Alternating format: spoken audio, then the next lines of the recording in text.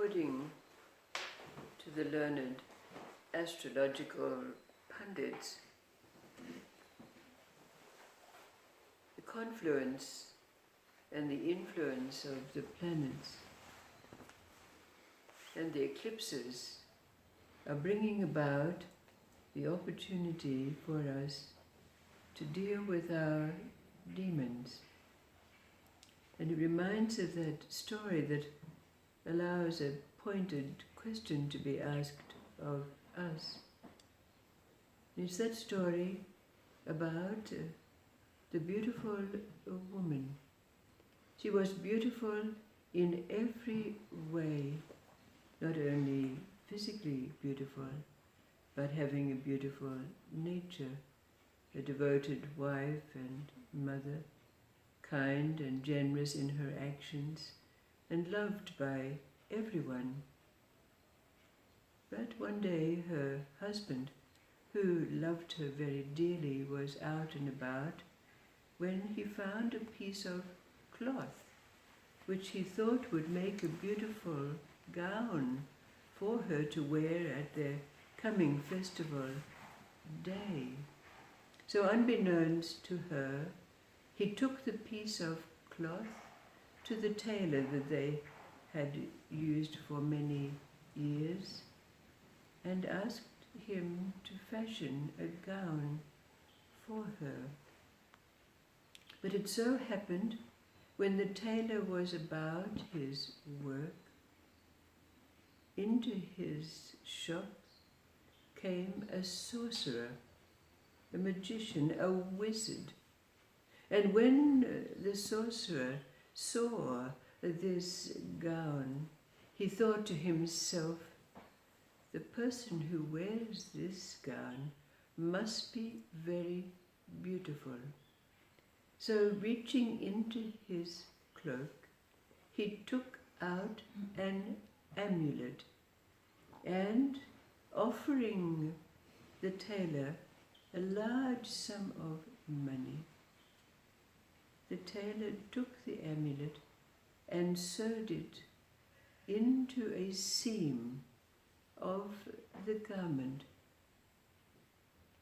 Now, when it was done and the husband brought it back to the wife, of course, she found it very beautiful and decided that she would wear it to the upcoming festival. And she did not even need to try it on because the tailor knew her very well. And the day of the festival came, and they were about to leave for the festivities. And when the wife put on the garment, she had a very strange feeling. And surprisingly, she said to her husband, "Go to the festival before me. I'll follow you later." But after the husband had left, the woman was overcome with desire and found herself leaving her house, making her way down a strange street and knocking on a strange door. And when the door was opened, there was the magician with his open arms. The woman fell into his arms, and they went in hugging and kissing one another. They could hardly restrain themselves. They made their way immediately to the wizard's chamber. But as soon as the woman took off her gown, she suddenly felt the great shame. What am I doing? What am I doing here? So she decided to leave. But then, when she put on the gown once again, the desire came over her again, and she fell into the wizard's arms. But again, when she disrobed, the desire was no longer there. So she thought to herself, it must be this garment.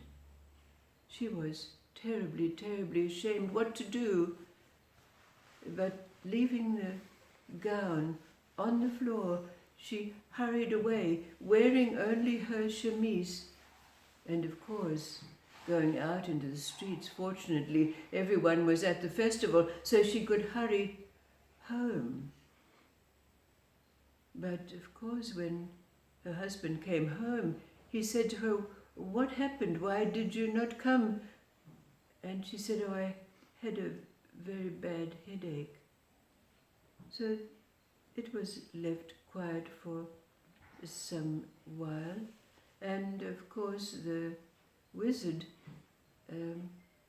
thinking to himself, well, if I go to the market, I can sell this gown and maybe some other beautiful woman will come to my door. But as the wizard was out in the streets selling this gown, it so happened that the husband came by and was greatly, greatly surprised to see his wife's dress there being sold. So, of course, he purchased it once again. And when he came back to the house, he said to his wife, "Wife, where is that gown that I had made for you?" And she pretended to go into their chamber, and she came out and she said, "Oh, I've misplaced it." But then her husband brought out the gown and showed it to her, and she fainted on this spot. But when she came to, she told the husband exactly what had happened, assuring him that nothing had happened, but it was the gown. So they gathered up the gown and they took it to an old and wise being, an old woman who knew the ways of things. So they examined the garment very, very carefully until, feeling along the seams, they found the amulet. The old woman knew straight away what it was, and so they hurried to the authorities and explained what had happened. So, of course, the authorities, taking it in their hands, went to confront the wizard. And when there was a knock on his door, he opened it beaming, expecting that it was some beautiful woman who had been seduced by the gown, and instead he was confronted with the authorities, who immediately took him away and doled out the punishment that was to be had in that time and place. So this story allows us to ask the question, what garment do we wear or that we put on that seduces us into a negative thought about ourselves, perhaps? A thought that seduces us to do things that we would not normally do.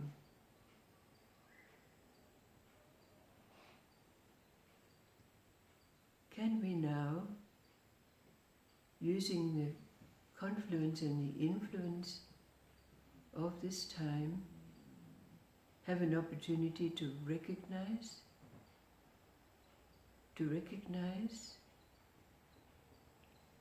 that there is such an amulet,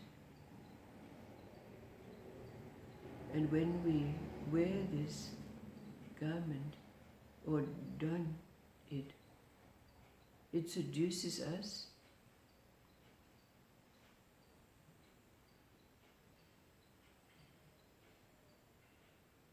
What is it? Do we take it to the authority within our self and examine carefully the seams, the hem, sleeves, the lapels, or of this physical being, to find that? Is this a chance to do so?